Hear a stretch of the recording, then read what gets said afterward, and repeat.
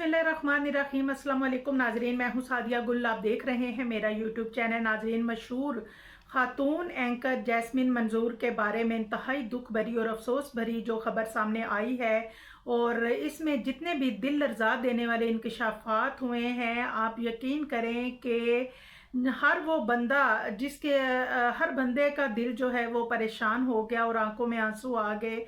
उन्होंने कहा कि मेरी ज़िंदगी एक इंतहाई जालिम और घटिया शख्स ने बर्बाद कर दी है। बहुत अरसे तक खामोशी से मैं बहुत सारे जुल्म जो हैं वो बर्दाश्त करती रही, लेकिन मैंने कभी भी किसी को कुछ नहीं बताया। लेकिन अब मैंने बहुत हौसला करके आवाम के साथ अपनी बातें, अपनी कहानी जो है उसको शेयर कर रही हूँ।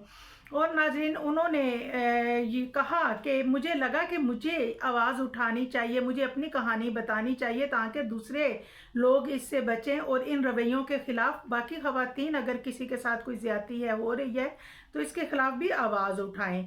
अब नाज़रीन, वो कहते हैं ना कि जालिम के ख़िलाफ़ आवाज़ उठाना भी एक जहाद है, और अगर हमारे माशरे की एक पढ़ी लिखी, एक मजबूत और बावकार औरत के साथ इतना कुछ हो सकता है। चलें, ये तो एक मशहूर एंकर पर्सन थी, इनका मामला मीडिया के सामने आ गया। और इसके अलावा भी आप माजी पे नज़र दुराएं, क्योंकि हम लोग जो हैं, सहाफ़ी लोग जो होते हैं, हमारी तो हर मामले के ऊपर नज़र रहती है। इससे पहले भी सबसे पहले हमने नरगस वाला मामला देखा कि उनके हस्बैंड ने उनको किस बुरी तरह से टॉर्चर किया और वो कितना बड़ा इशू क्रिएट हुआ। और उसके बाद नसीबो लाल, और फिर उसके बाद आयशा जहां ज़ेब जिनके 2 बच्चे भी हैं। और जब उनकी हमने तस्वीर देखी और उनके बारे में जब पता चला, और उनका तो मामला जो है वो खुला तक पहुंच गया।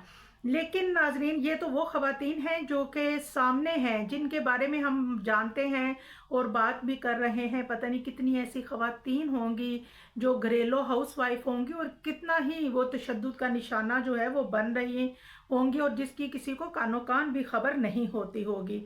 अब नाजरीन, ख़वातीन जो हैं, चाहे वो पढ़ी लिखी हैं, चाहे वो जाहिल हैं, चाहे वो बाहर काम करती हैं, चाहे वो घर का काम करती हैं, लेकिन खातून कहीं भी महफूज नहीं है।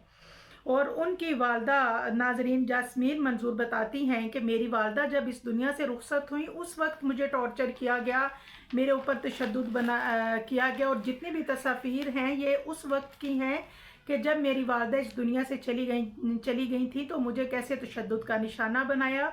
उन्होंने अपने एक्स हस्बैंड की तरफ इशारा किया और उन्होंने ये भी कहा कि वो एक मुजरमाना जहन का मालिक है और वो मुजरमाना रवैया अख्तियार भी करता है। और उसने गन पॉइंट पे एक ऑफिसर को भी किडनैप करने की कोशिश की। और उन्होंने कहा कि मेरी ज़िंदगी की बर्बादी का ज़िम्मेदार मेरा एक्स हस्बैंड है, और इस वक्त वो जिना हॉस्पिटल में बड़े मज़े से बग़ैर बीमारी किसी के वो आराम से इंजॉय कर रहा है। और उन्होंने कहा कि मैंने कई अथॉरिटीज़ जो हैं उनसे रब्ता किया और उनको लिखा, और मैंने अपने साथ होने वाले मजालिम के बारे में भी उनको बताया। अब वो कहती हैं कि मैं अपना मामला अल्लाह के सुपुर्द करती हूँ और मेरे मामले का इंसाफ मेरा खुदा करेगा।